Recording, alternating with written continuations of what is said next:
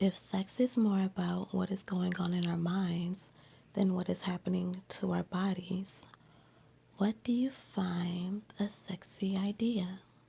In this video, you're going to learn all about sexual fantasies, why we have them, how to encourage them, what they tell us about our inner selves, and how to share that inner self with others.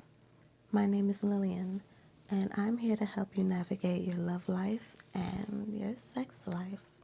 If that sounds good to you, then like and subscribe. No matter how risque, taboo, or downright dirty our desires can be, we just can't stop thinking about them. Way before we're even brave enough to act out our sexual fantasies, we've thought about them 1,000 times, playing them over and over in our head until we've created a connection from our minds to our bodies that turns us on. That highlights two important reasons why we fantasize in the first place, so that we can explore our sexualities before we start having sex, and so that we can become aroused. In our dreams, we get to test out all of the experiences we're curious about in the privacy of our imaginations. Have you ever craved something a bit too wild for reality? Well, fantasies are all about experiencing the impossible. They let us dive into our guilty pleasures and fulfill our deepest desires. And then comes the arousal, because the real purpose of a fantasy is to turn you on. So, if our fantasies are a positive addition to our lives, how do we have more of them? And how do we make them hotter? You can really use your sexuality to showcase your creativity. The richer your imagination, the more elaborate and daring your fantasies.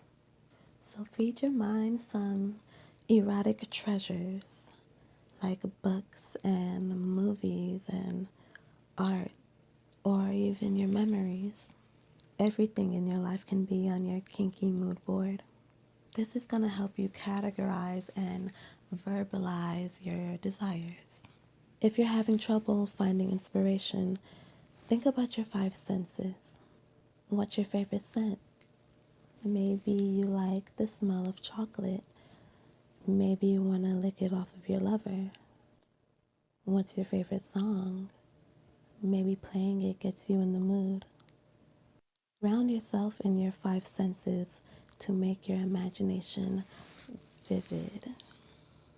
And from there, give yourself a little positive reinforcement. Go into your bedroom and get under your sheets, because comfort and privacy are the keys to letting your imagination flourish. And then indulge in the art of self-love.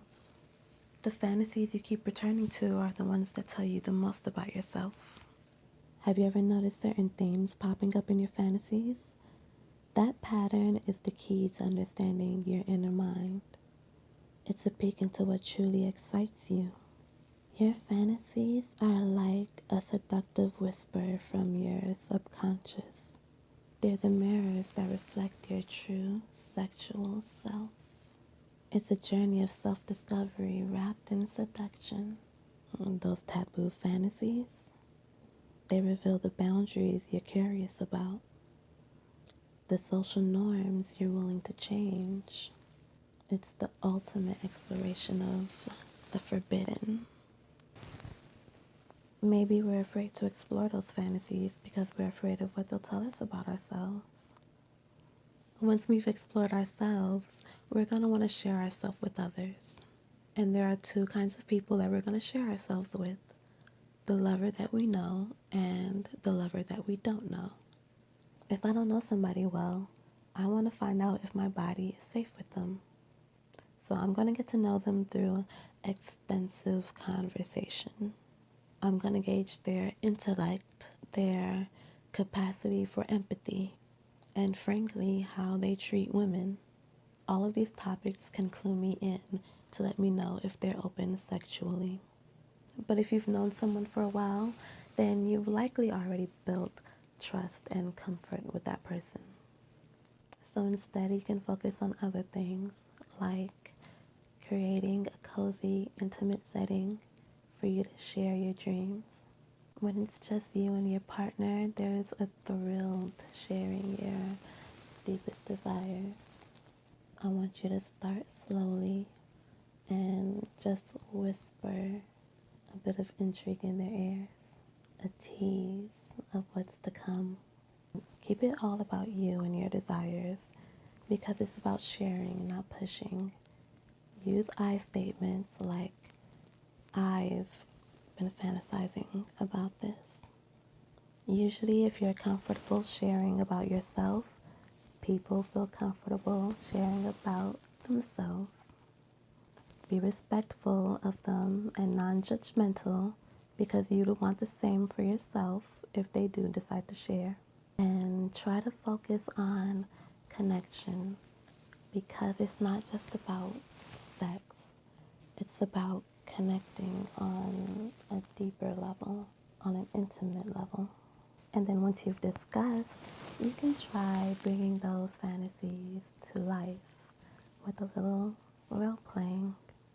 If you'd like to try that, you can check out my video about role playing for your partner. Thanks for watching. If you enjoyed this video, like and subscribe. I'd love for you to stick around.